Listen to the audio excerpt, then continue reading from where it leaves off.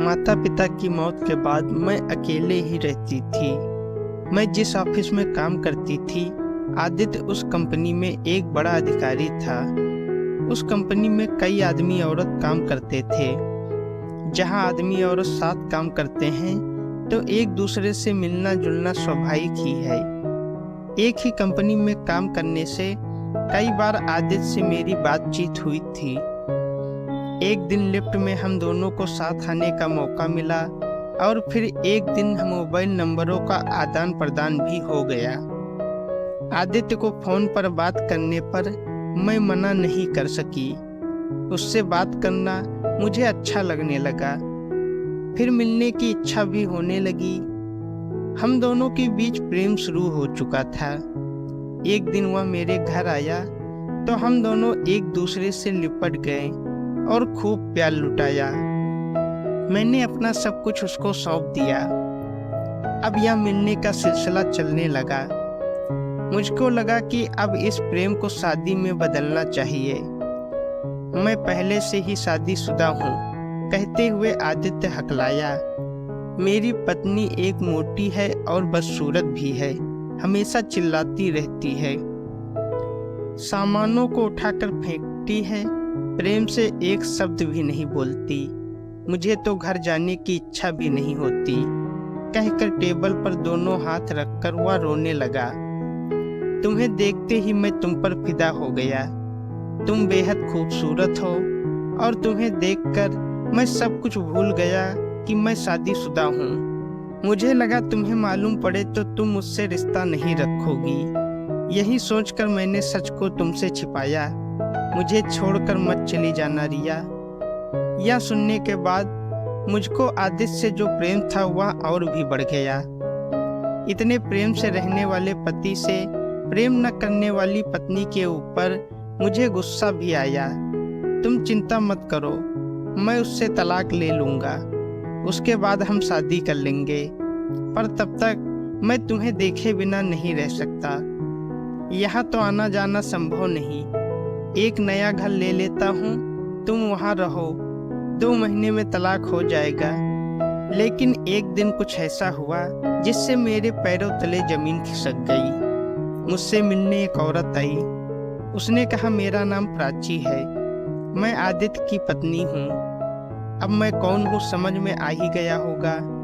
मैं कोई जवाब तो नहीं दे पाई, पर मैं सदमे में आ गई। यहाँ बैठकर आराम से बात नहीं हो सकती।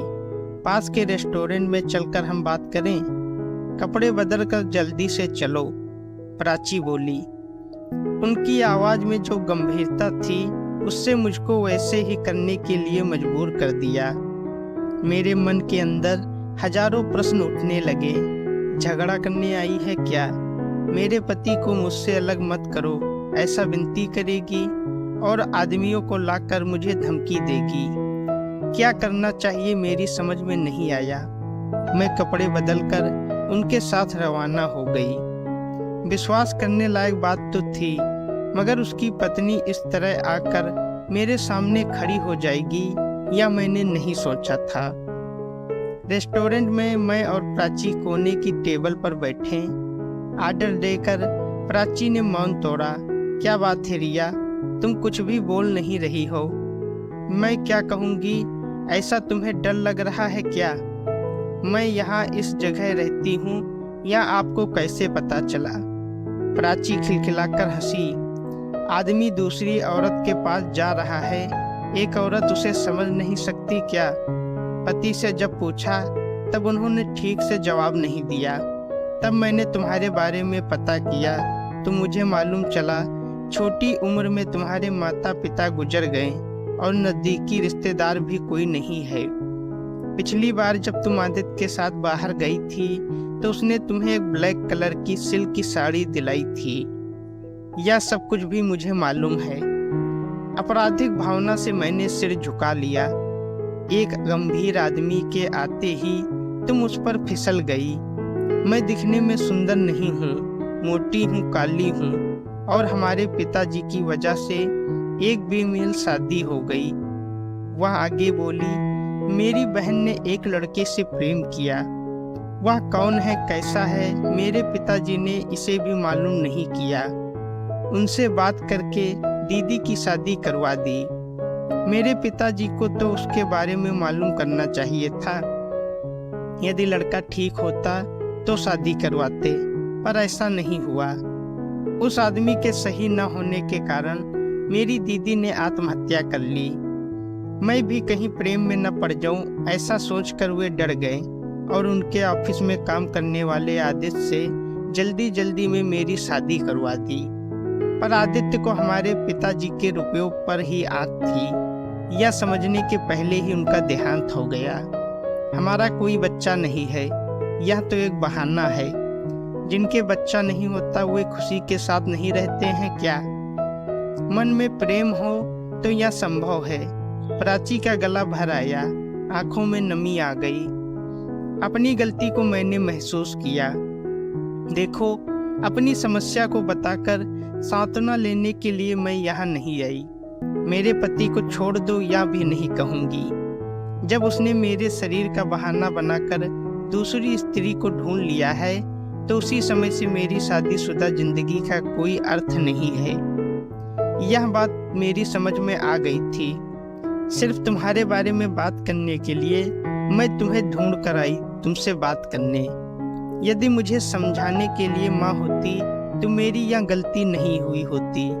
मैं सोचने लगी, तुम कैसी लड़की हो रिया। कोई तुम्हें बस इतना कहे कि वह तुम्हें चाहता है, वह शादीशुदा है, तो तुम्हें अपना होश खो देना चाहिए। तुम्हें पूछताछ करके सच का पता नहीं लगाना चाहिए। तुम्हें कानून की जानकारी नहीं है। वह तलाक मांगे तो मैं तलाक दे दूंगी। तुमने ऐसा क्यों सोच लिया? आदित्य ने अभी तक तलाक की अर्जी भी नहीं लगाई है। वैसे अर्जी लगा भी दे तो तलाक मिलने में 2-3 साल तो लग ही जाएंगे। यदि मैं विरोध करूं तो और भी समय लग सकता है। तब तक आदित्य तुमसे शादी नहीं कर सकता है। यदि करे तो कानून के हिसाब से वह सही नहीं होगा। प्राची की गंभीर और सही बातों का मेरे पास कोई जवाब नहीं था। अभी क्या करना चाहिए मेरी समझ में नहीं आ रहा है। आप ही बताइए क्या करूं? मैं बोली, हमारे घर में प्रेम के कारण आत्महत्या हुई है।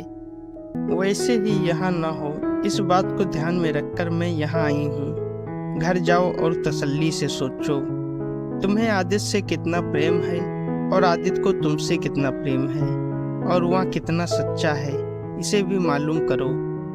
हमारा तलाक हो भी जाए तो रुपये, मकान और सब कुछ मेरे पास आ जाएंगे।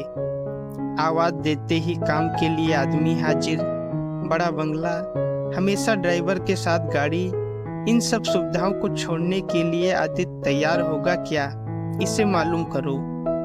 यदि इन सब को छोड़कर वह तुम्हारे साथ आने को तैयार है तो वह सच्चा प्रेम है। फिर तुम उससे शादी कर लो और खुश रहो। पर पहले उसे परखो और सच्चाई को जानो। जल्दबाजी करने की जरूरत नहीं है। तुम्हें कुछ मदद की जरूरत है तो मुझे फोन कर देना, कहकर प्राची बिल चुकाकर बाहर निकल गई। आदित्य ने जिस प्राची के बारे में बताया था उससे और इस प्राची में कितना अंतर है, यह सब देखे बिना ही मैं आदित्य के प्रेम जाल में फिसल गई। यह मेरी ही गलती थी। यह सोचते हुए मैंने एक दिन आदित्य से बात की। तलाक के बारे में प्रश्न पूछने पर उसने बेरुखी से जवाब दिया। वह मुझको अलग मकान में रखना चाहता था।